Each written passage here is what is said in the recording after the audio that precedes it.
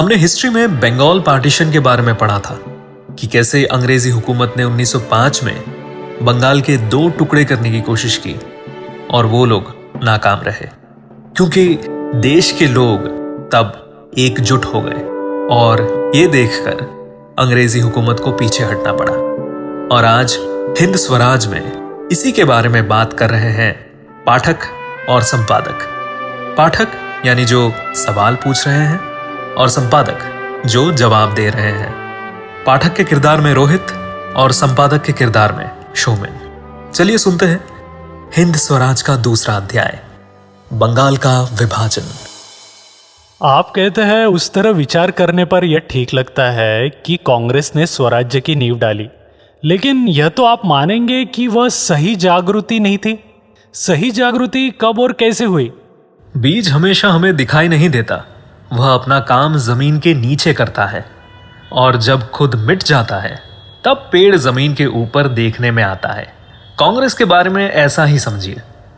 जिसे आप सही जागृति मानते हैं वह तो बंग भंग से हुई, जिसके लिए हम लॉर्ड कर्जन के आभारी हैं। बंग भंग के वक्त बंगालियों ने कर्जन साहब से बहुत प्रार्थना की, लेकिन वे साहब अपनी सत्ता के मद लापरवाह रहे। उन्होंने मान लिया कि हिंदुस्तानी लोग सिर्फ बकवास ही करेंगे, उनसे कुछ भी नहीं होगा। उन्होंने अपमान भरी भाषा का प्रयोग किया और जबरदस्ती बंगाल के टुकड़े किए। हम मान सकते हैं कि उस दिन से अंग्रेजी राज्य के भी टुकड़े हुए। बंग भंग से जो धक्का अंग्रेजी हुकूमत को लगा वैसा और किसी काम से नहीं लगा। इसका मतलब यह भी नहीं कि जो दूसरे गैर इंसाफ हुए वे बंग भंग से कुछ कम थे। नमक महसूल कुछ कम गैर इंसाफ नहीं है, ऐसा और तो आगे हम बहुत देखेंगे। लेकिन बंगाल के टुकड़े करने का विरोध करने के लिए प्रजा तैयार थी। उस वक्त की प्रजा की भावना बहुत तेज थी। उस समय बंगाल के बहुतरे नेता अपना सब कुछ न्योछावर करने को तैयार थे। अपनी सत्ता, अपनी ताकत को वे जानते थे, इसीलिए तुरंत आग भड़क उठी।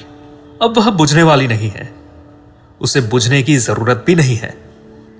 ये टुकड़े कायम नहीं रहेंगे, बंगाल फिर एक हो जाएगा। लेकिन अंग्रेजी जहाज में जो दरार पड़ी है वह तो हमेशा रहेगी ही। वह दिन ब दिन चौड़ी होती जाएगी। जागा हुआ हिंद फिर सो जाए वह नामुमकिन है। बंग भंग को रद्द करने की मांग स्वराज की मांग के बराबर है। बंगाल के नेता यह बात खूब जानते हैं, अंग्रेजी हुकूमत भी यह बात समझती है, इसीलिए टुकड़े रद्द नहीं हुए। ज्यों ज्यों दिन बीतते जाते हैं त्यों त्यों प्रजा तैयार होती जाती है। प्रजा एक दिन में नहीं बनती, उसे बनने में कई बरस लग जाते हैं। बंग भंग के नतीजे आपने कहाँ देखे? आज तक हम मानते आए हैं कि बादशाह से अर्ज करना चाहिए और वैसा करने पर भी दाद न मिले तो दुख सहन करना चाहिए। अलबत्ता अर्ज तो करते ही रहना चाहिए। बंगाल के टुकड़े होने के बाद लोगों ने देखा कि हमारी अर्ज के पीछे कुछ ताकत चाहिए, लोगों में कष्ट सहन करने की शक्ति चाहिए। यह नया जोश टुकड़े होने का अहम नतीजा माना जाएगा। यह जोश अखबारों के लेखों में दिखाई दिया। लेख कड़े होने लगे। जो बात लोग डरते हुए या चोरी चुपके करते थे वह खुल्लम खुल्ला होने लगी, लिखी जाने लगी। स्वदेशी का आंदोलन चला। अंग्रेजों को देखकर छोटे बड़े सब भागते थे, पर अब नहीं डरते।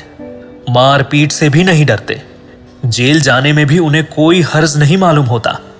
और हिंद के पुत्र रत्न आज देश निकाला भुगतने वाले विदेशों में विराजमान है। यह चीज उस अर्ज से अलग है। यों लोगों में खलबली मच रही है।